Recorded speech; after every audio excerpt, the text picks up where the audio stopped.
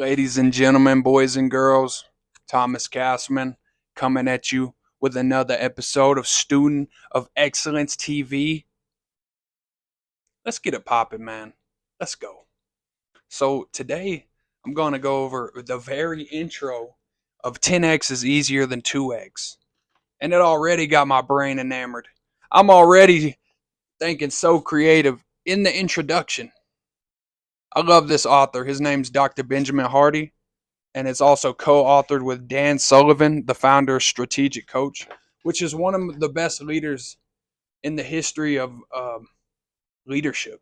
So look into Dan Sullivan for sure. But I'm gonna go over this concept he calls. Actually, it's a concept in psychology. It's called psychological flexibility. Psychological flexibility. Here we go. The ability to respond to obstacles successfully and in a way that is congruent with a person's standards, with personal standards. Okay?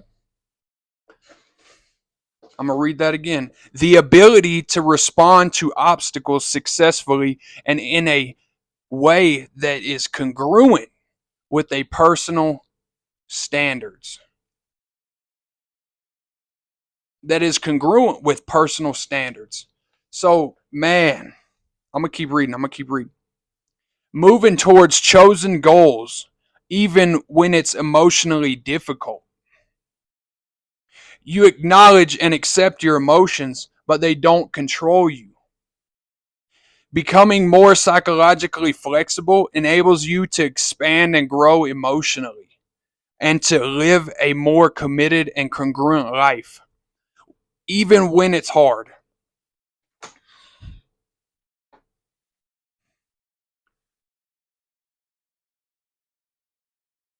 So, whenever we have these situations in our life, a lot of times knowledge can be a curse because we think this is how it is. This is how other people think it is. But in reality, this is not how other people think it is. This is only how you think it is, and you can rewire that thought. You can change that thought. You don't have to continue to live in that same exact thought process. You can literally shift your thought process. You can throw it out. You can add to it. There's all kind of things you can do. You can rewire and recreate your thought process. You don't have to stay in a state of mind that is detrimental to you. You can expand your thought process. You, instead of seeing your mind as content that's in there, like just think of content on a screen. Think of it as context. So you can rewrite that. Just like on a Microsoft Word document, you have content, right? Let's just say it's one that you can't edit. You can't edit it, okay? So now you turn on the edit feature, right? You can edit that Microsoft Word document, right? Just like your mind. You don't have to continue to stay in those negative, detrimental thought processes. You can rewire your mind to go start a business. You can rewire your mind to go get fit and jacked and stay in the gym and drink a lot of water and eat protein. You can rewire your mind to find leadership that'll catapult you to that next level in your life. You can rewire your mind to find mentors that will help you in your personal industry.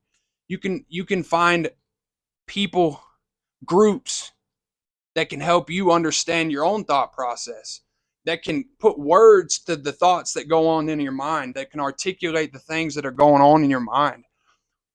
So I highly recommend looking into, just be curious. Be curious, man. If you're not curious, you might as well just go and freaking die straight up. I mean, I don't mean that in a negative way, but like, bro, you got to stay curious. You got to be willing to learn. If you're done learning, what are you on this planet for, bro? You might as well just go roll up in the corner and call it. Yeah, call it here.